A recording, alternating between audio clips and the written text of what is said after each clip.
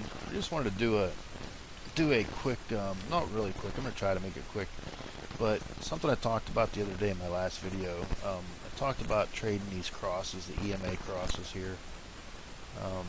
I wanted to talk about that a little bit more. Like I said, you're not going to get the best entries with them, and I wouldn't play them all by themselves. Meaning, oh, there's a cross, let me jump in. Here's an example of one that I wouldn't, it ran up all day, and now it's kind of in consolidation mode. You see it cross down right here where this blue spike is. It actually crossed down, but it's in consolidation mode. It's not really moving, and it needs to pick a direction. It could flutter back and forth, crossing up, crossing down. So that's something you want to look at. Right here, it was already on an upswing, and that's when it crossed. This here, it actually crossed when it was on a downswing. Or not a downswing, but a consolidation. It crossed to the downside when it was more of a consolidation. Yeah, it broke this previous low right here, but it just didn't have the follow through. Not yet, at least. It's possible it'll come down, but see how sharply this red curled up before it crossed? That's a better look. Same with here. It curled down sharply. Right here, it wasn't really a sharp curl. It was just kind of a flat, and it was flat, and then it crossed. It almost, yeah, it dropped a little bit right here, but let me highlight the green. You see it was more flat across here before the cross happened. Where here, it was actually curling down. Both lines were coming down. I think this one here, it looked like the 21, which is the bottom line, was actually kind of moving flat. And the 9 was coming down. Where this one here, you see they were both pointing up. This one here, they were both pointing down. So that's just something I wanted to add to that. I didn't do any real money trades today, and I did it on purpose, or didn't on purpose. If you want to look at it that way. The reason was because I knew it was going to be low volume. Aside from that, I was really busy with work. But I took a paper trade on NFLX on this cross. I got in it. I'm going to pull it up here. And I'm using a thinkorswim paper trade. It's not 100% accurate, but it'll get you a pretty good estimation. I traded today's expiration with this, which is pretty risky. And actually, if it's after lunchtime, afternoon, I would probably go to next week's if I was going to trade it. But I entered it on this cross here. I actually entered a little bit late because I was busy with something and didn't see it till like 2 candles later. So I actually entered at 11:14, which was right towards the end of this candle here. I actually should have entered, if I was following it more accurately, my entry would have been closer to 377.21, but it was probably around 377.90, so it's probably up about 70 cents already, which is quite a bit when you consider today's delta because of same day expiration. But I paid $1.44. I bought 4 of them. I sold the first one at 11.17, which was towards the close of this, and I sold it because of this. Let me zoom in just a little bit. I sold it because of this. It was pre-market high, and there was I believe, a pivot point on here.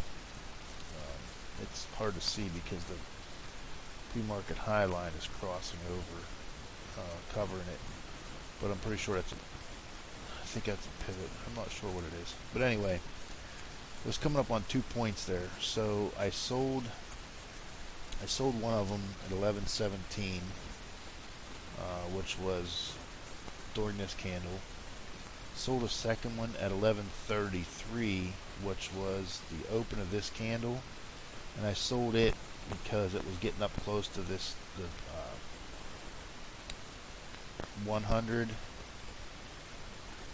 and the 200. Getting up close to the 100 and 200 SMAs. So I had, at that point I had, actually when I sold the first lot right here, I sold 2 of them. So I sold 2 of the 4, sold the third one up here, and I sold the last one. I put a trailing stop on it. I sold the first 2 at 167, sold the third one at 203, and the last one I put a trail stop on it, and it triggered out at $1.70 at 2:06 p.m.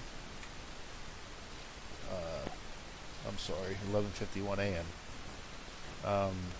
Which was right about here.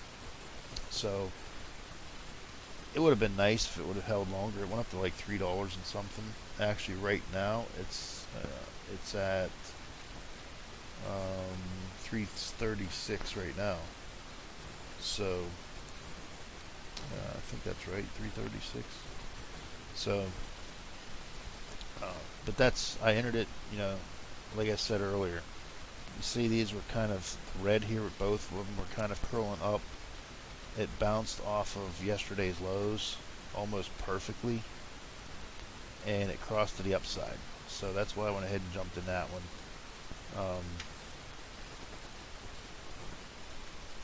If you're experienced enough, this probably isn't a way to trade these, because like I said, you can get better entries.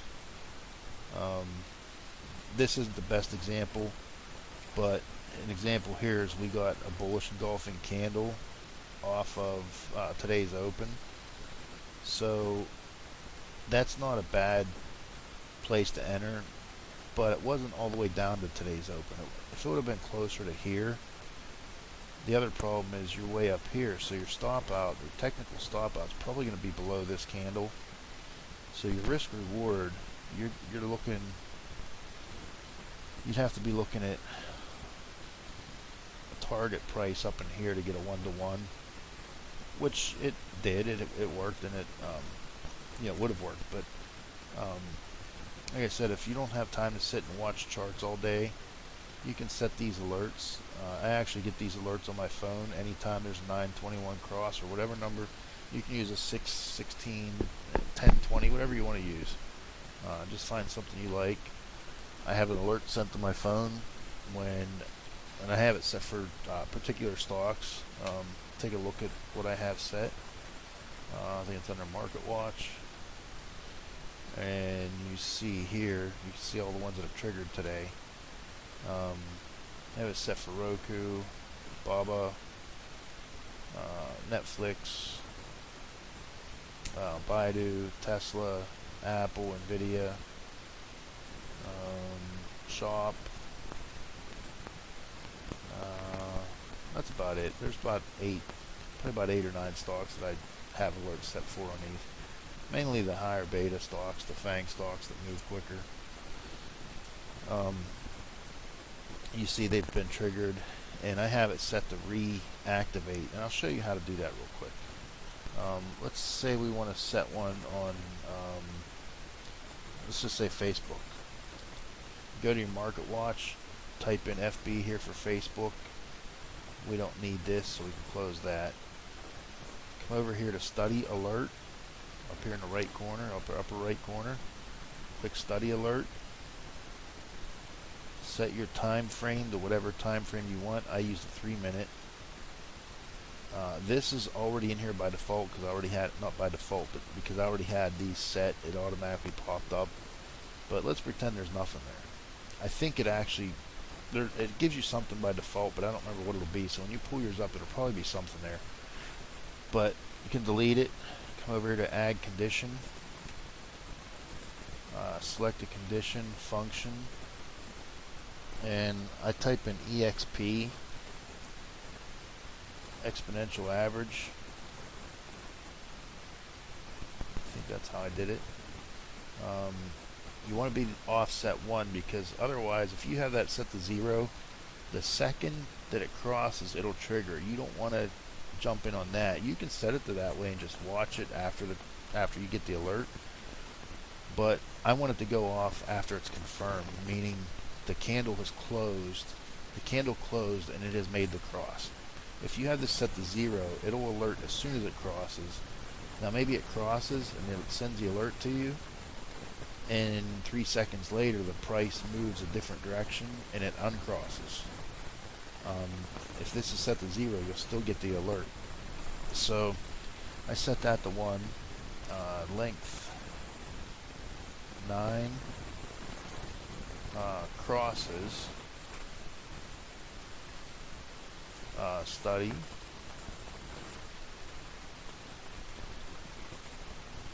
Yeah, I did that wrong. Let me go back over here. I think I picked the function. I was supposed to pick study. Okay, EXP. Moving average exponential. There we go. Set that to 1. Set that to 9. Crosses. Now, if you only want to play calls, you can put crosses above. If you only want to play puts, you can put crosses below. I want to be alerted if it crosses either direction, so I just set it to crosses. So it doesn't matter which way it crosses, I'll get the alert. Hit study over here. EXP. Moving average exponential. Oh, no, I want that to 0. I'm clicking the wrong one. Put that back to 0 and put this at 21. Now, what this does here, I believe, yeah, I'm not real sure what it does. I've played around with it before, but I forget what it does. I think it actually,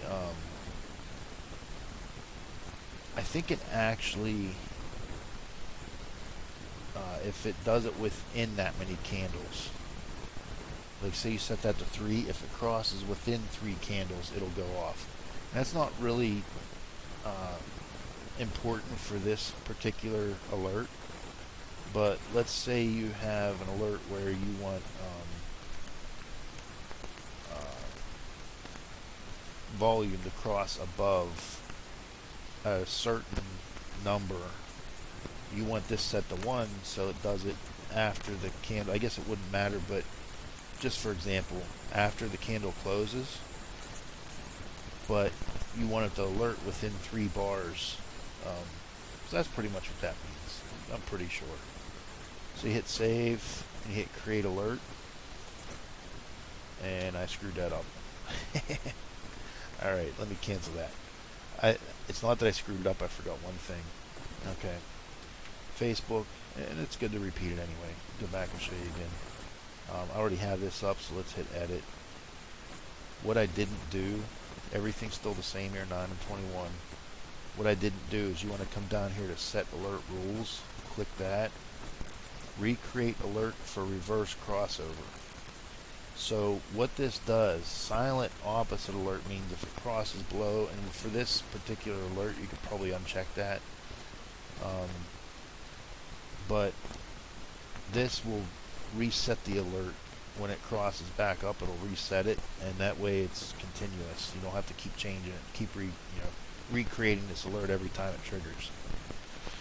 So that's how you set the alert. So now I have it set for Facebook for the 921 cross. I will cancel that later because I don't care for playing Facebook. Let's take a look at Facebook, see how close it is to cross, and let's see if we do get an alert.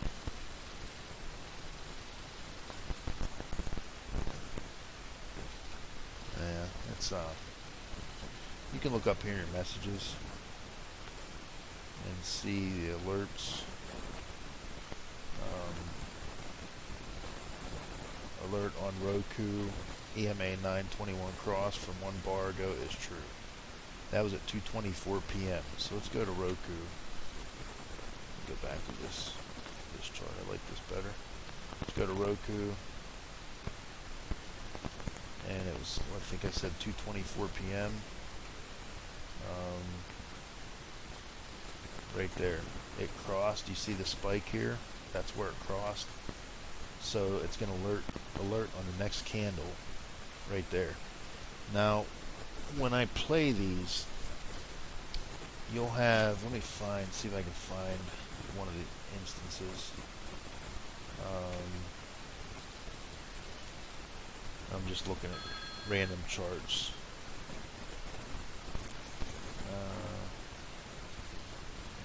This is, I guess that's not a good one.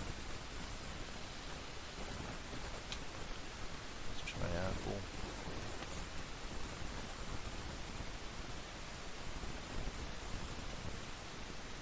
Okay, this one here. This isn't the best example, but look at, your entry would have been right here. You're already pretty far away from where the cross, not where it crossed.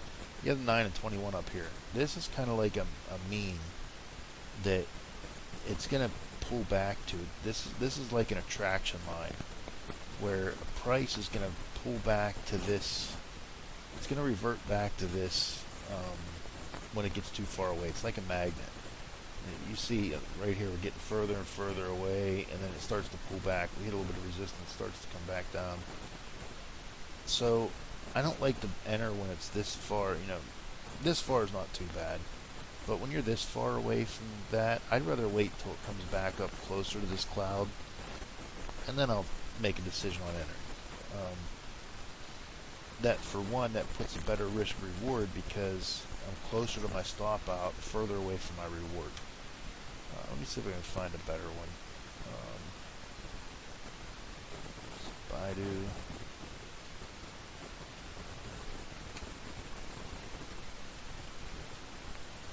Yeah, this is relatively flat after the open. Where you see it a lot, see it happen a lot is right at the open, when you have a big change of direction right at the open, crossover. We're not really seeing too many today. Let me check Wednesday, see if we have anything.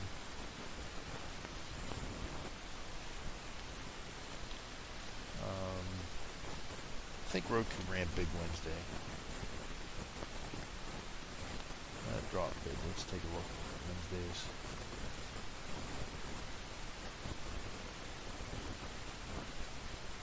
Okay, right here. This wouldn't have been a good entry because the cross happened right here. So your entry would have been right here. Look how far away you are. Your stop, at a minimum, your stop's going to have to be here, and that's a really tight stop. So you want a 1-to-1, roughly, at least around 1-to-1 minimum risk reward. So you're at 92.66. Your stop's at 93.23. That's about 60 cents. So your reward's going to be at $92. Yeah, it made it down there. You could have got your 1-to-1, but that's if you have a really tight stop. Let's say, for instance, it didn't quite reach your target here. You would have got stopped out right here. To be a little bit more, give it a little bit more breathing room. Your stop would have been up here, high of day. So now your risk reward is, you're looking at 92.70 to 94.50. You're looking at $1.80. Say $91 flat as your target. That's a pretty big move. You wouldn't have got it that day. A better move, and it didn't do it. It didn't happen this way. But maybe after this candle, it comes up here, comes up into the cloud. You have a green candle here, and then it reverses back down and drops.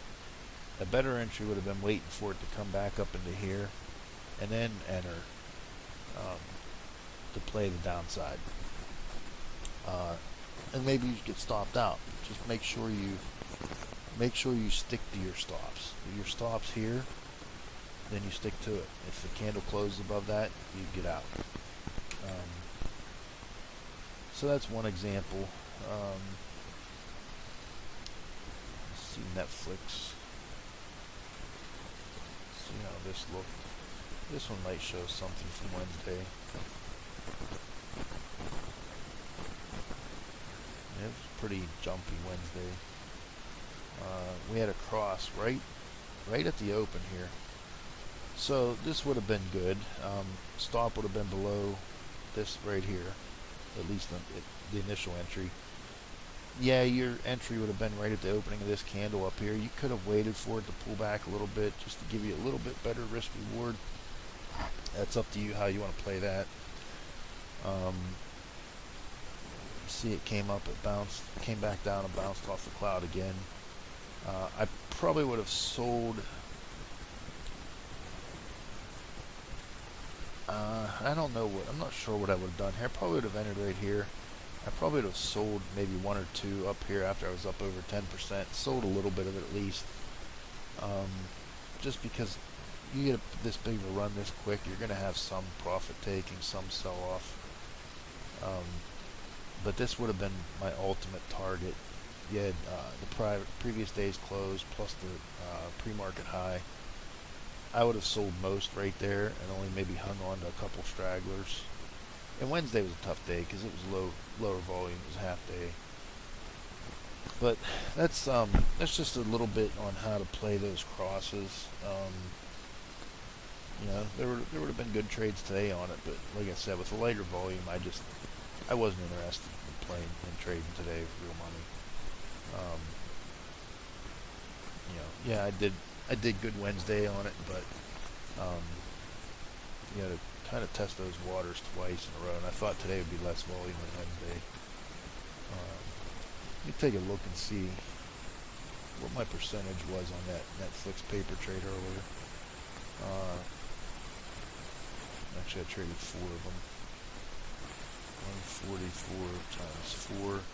I spent $576 to get in. I sold for 70 plus 203 plus 167 plus 167. I sold it for 707.